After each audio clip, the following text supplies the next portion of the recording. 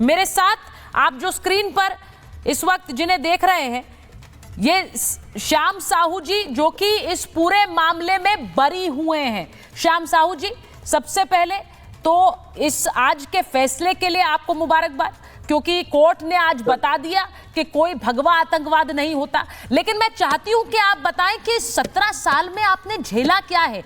ये भगवा आतंकवाद कह के आप लोगों को किस तरह से प्रताड़ना दी गई? श्याम जी।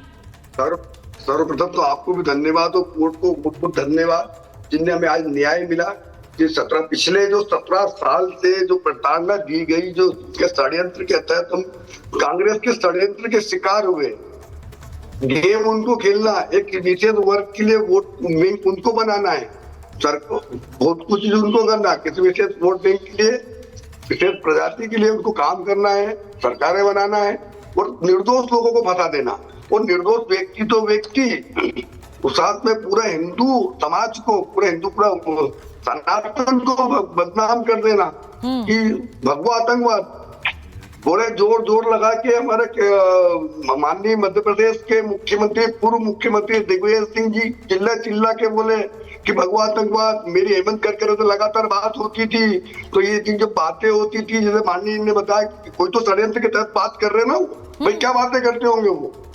हेमंत करकरे जी क्या बात करते थे, परमिंदर जी क्या बात करते थे कांग्रेस के। तो कांग्रेस की सोची समझी चाल के तहत ये पूरा केस बनाया गया और बहुत इतना टार्चर किया गया। सर्वप्रथम मेरे को गिरफ्तार किया, प्रज्ञा दीदी को गिरफ्तार करा। मेरे आंखों के सामने प्रज्ञा दीदी को वो टन मारते थे, हमें मारते थे। नहीं, आप फिल्मों में जी, आप ये कह रहे हैं कि आपके आंखों के सामने साध्वी प्रज्ञा ठाकुर को प्रताड़ना दी गई, उन्हें मारा पीटा जाता था?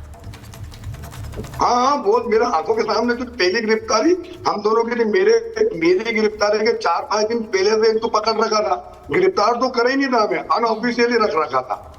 गिरफ्तार तो 23 अक्टूबर को करा, जबकि प्रज्ञा दीदी को 12 अक्टूबर को ले गए, मुझे 17 अक्टूबर को लेके चले गए और 23 तारीख को ऑफिशियली गिरफ्तारी बताई जाती। उस बीच में खूब इनके साथ मारा पीटी होती थी।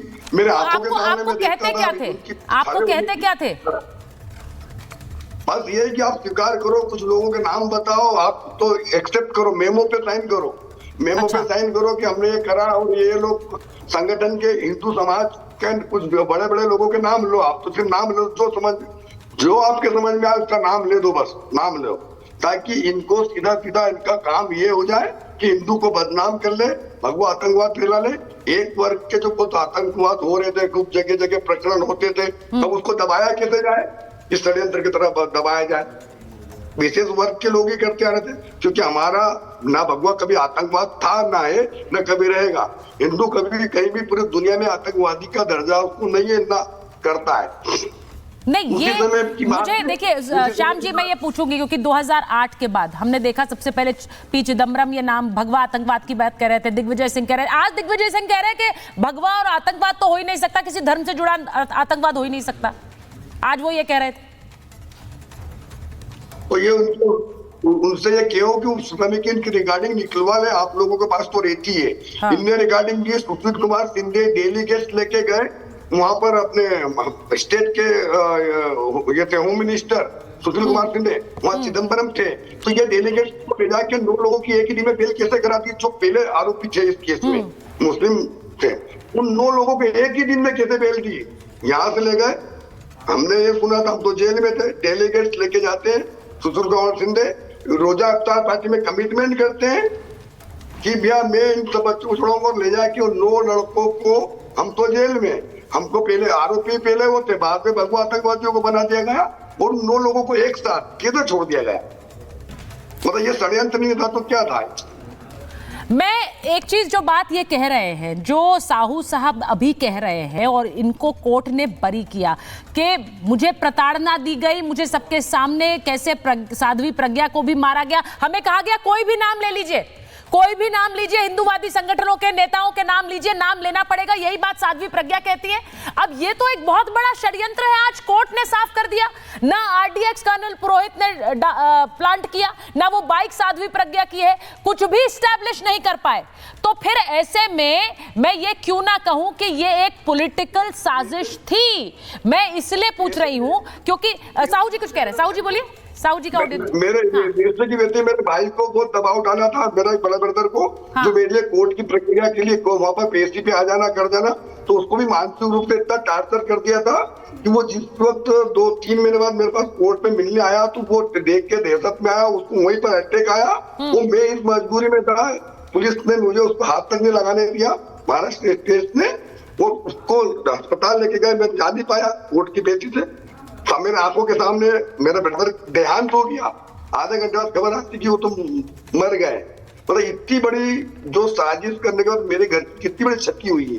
नहीं, पर साहू जी ये बताइए, ये क्यों किया? आप ये कह रहे हैं एक साजिश हमारे खिलाफ की है, क्यों की गई होगी? क्या लग रहा है आपको? ये हमारे खिलाफ, एक्चुअल में वो हमारे खिलाफ करी, हिंदुत्व के खिलाफ, हिंदुत्व के खिलाफ करती, सनातन के खिलाफ ये षड्यंत्र रचा। अब वो तो पात्र कोई को भी बना सकते हैं ना, इनको किसी की जिंदगी से क्या लेना देना।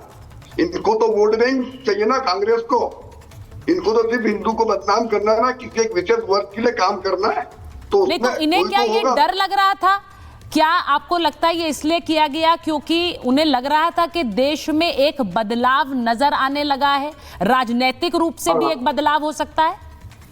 बिल्कुल, शक्ति बढ़ रही थी हिंदू समाज के अंदर, लोग युवा वर्ग जुड़ रहे थे, सब कुछ हो रहे थे, हिंदू वर्ग में काम कर रहे थे। तो जैसे पहले कई सालों तक इन्हें कई बार करा कि संगठन को, संघ को या विश्व हिंदू परिषद को, जो हिंदू कार्य में या संगठन से है, उनको बदनाम करके उस पर बैन लगा दो, कहीं ना कुछ कर दो, ताकि लोग घबरा जाए, इस संगठन से जुड़े नहीं, डर के मारे हो जाए। तो कुछ लोगों को, इनसे रिलेटेड व्यक्तियों को अपन आरोपी बना देंगे, और तो संगीन आरोपी बना देंगे, तो कई लोग डर के मारे इन संगठन से दूर हो जाएंगे। एक साथ 2-3 गेम खेले, कहते ना एक तीर से 3-4 निशाने लगा दो।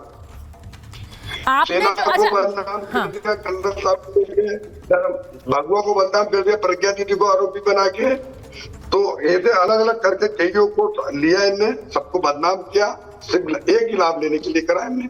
इनको सिर्फ वोट बैंक चाहिए था, इनको एक वर्ग के लिए काम करना था, हिंदू को बदनाम करना था, सनातन को बदनाम करना था।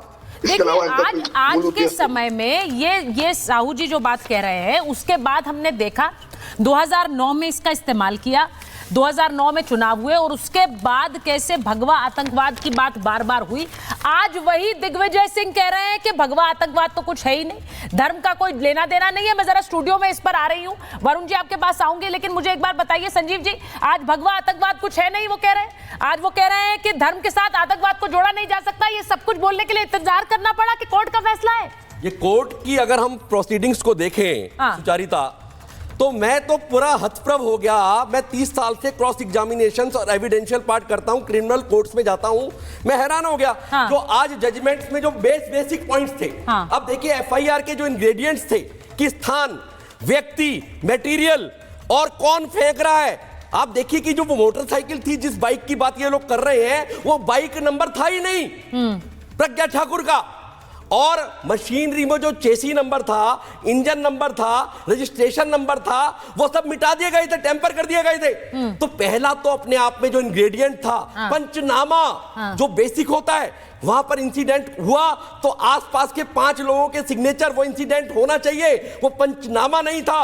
आरडीएक्स लाने का जो कर्नल पुरोहित के ऊपर इल्जाम था, वो प्रूव नहीं हुआ। और तो और अनेकों एविडेंसेस जो कि मिलावटी फॉरेंसिक सबूतों को भेजा गया फॉरेंसिक लैब्स में, मिलावटी ये वर्ड जज साहब ने यूज किया यार, देखिए। और बाइक तो मैंने आपको बताई दी, फॉरेंसिक रिपोर्ट, गोली शेल चलने का कोई सबूत नहीं था।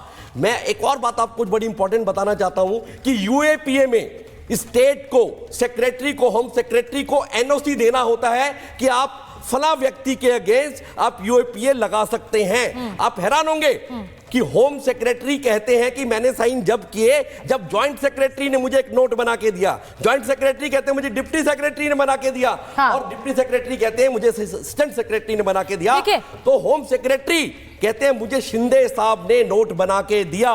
तो अपने आप में ये आज के दिन देखिए कि जब एनओसी नहीं देता कोई केस, एनओसी नहीं मिलता सेक्रेटरी से, तो यूएपीए वहीं ध्वस्त हो जाता है, एस्टैब्लिश नहीं होता। 17 साल ये केस कैसे चला, एफआईआर कैसे रजिस्टर हो गई, इतना बड़ा वैक्यूम कहां से आ गया? कौन थे वो लोग जिन्होंने ये सब किया था?